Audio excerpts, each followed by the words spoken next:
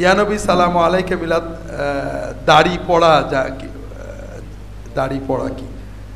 প্রথম কথা ভাইরা, রাসূলুল্লাহ সাল্লাল্লাহু আলাইহি ওয়াসাল্লামের সুন্নতটাই উত্তম।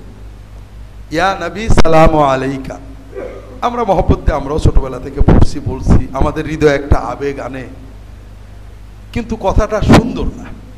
ইয়া নবী কথাটার ভিতরে আদবের অভাব আছে। কারণটা কি? আমাদের তালবেলেমরা আছে, ও বুঝবে। ইয়া নবী হলো নাকেরা ডাকা, এই লোক, এই দাড়িওয়ালা, এই জুতাওয়ালা, এই চানাচুরওয়ালা, এই পুলিশ ভাই। তার মানে আমি মূলত তার নামটাও জানি না, তবে সে যে পুলিশ অথবা চানাচুরওয়ালা এটা বুঝতে পারছি। এটাকে বলা হয় আরবিতে নাকেরা মাকসুদা, অপরিচিত মানুষ ডাকছি। আমাদের রাসূল কি এরকম পরিচিত না?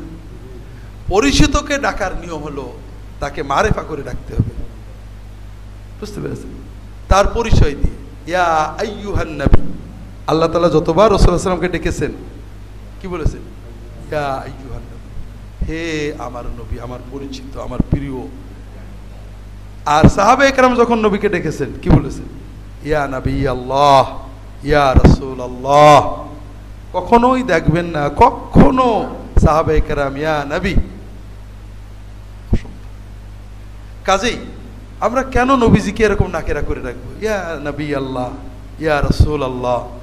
2 নম্বর হলো সালামের সুন্নত হলো আগে সালাম বলে তারপরে ডাক দেওয়া। আমরা সবই নবীজি শিখিয়েছেন। আত্তাহিয়াতুন নবীর উপর সালাম পড়ি, কি পড়ি? আসসালামু আলাইকা আইয়ুহান নবী। এটা। তৃতীয় হলো ভাইরা, আমি একটার বিষয় নিয়ে অনেক খোঁজাখুঁজি করছি, কেউ যদি জানেন বলবেন।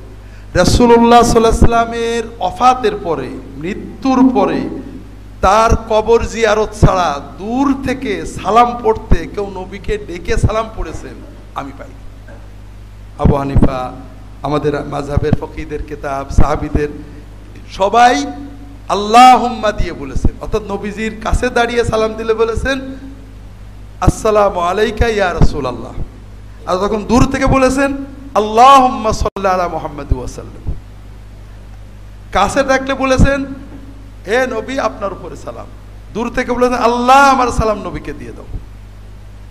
তো এই জন্য আমরা যে মিলাদে ইয়া নবী বলে ডাকে সালাম দিই, এর সে আসসালাতু ওয়াসসালামু আলা রাসূলিল্লাহ বললে সহিহ সুন্নত মোতাবেক হয়।